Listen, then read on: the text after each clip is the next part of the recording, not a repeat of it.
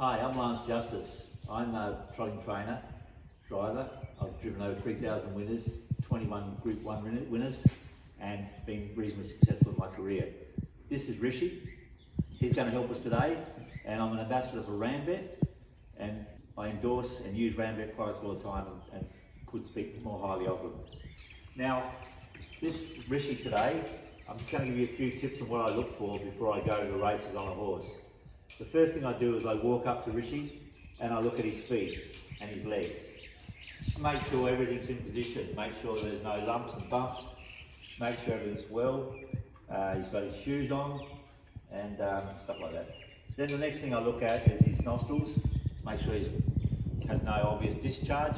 A little bit of discharge is, a little bit of moisture is not a bad thing, but green discharge or coal discharge type thing. Often, if they have a little bit of discharge and you're not happy with it, a little trick is to flick the bottom eyelid down and look for pimples. Because often when a horse is carrying a cold or virus, they'll get a little bit pimply underneath the eyelid, and often their gums will be a bit pale too if they're off colour.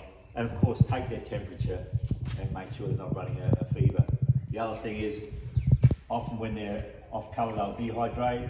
So if you pull their skin out, let it go. If it drops back into a nice fold, pretty much straight away you know they're pretty healthy, and he's pretty healthy.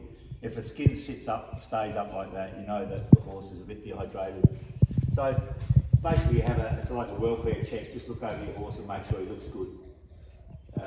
Doesn't hurt to run your hands down their legs and look for heat every now and again. Just gently run your hands down. If you find any heat in the joint and you're worried about the horse, you can actually detect it quite easy by holding it. Look for, if it's an obvious lameness, they'll have pulses. They've got a pulse just up here, will throb if they've got any damage or injuries in the foot, first joint, cuff and bone. And if it's abscesses, they've got two little veins here. If you just put them on there, I know it's my thumb and it has a pulse, but the pulse on the horse's foot is far greater than your thumb. Just rest it on there. If there's an issue in the foot, it will thump out pretty bad and you'll feel the pulse. So just little tips to know what to look for when you're getting a horse ready. Another little tip is when you walk around a horse, get to know your horse obviously. If you don't know your horse, with a strange horse, it's always best to be wary. Most horses are good, but you get the odd horse that will line people up and try and kick them. I found that if you're in close to a horse and you're walking past, if you put your hand on his dock of his tail or even hold his tail down as you walk past, often if they're going to kick you or lift their foot, they'll always lift their tail. So as soon as their tail lifts, you can either pull their tail down and push yourself away and get away without getting kicked.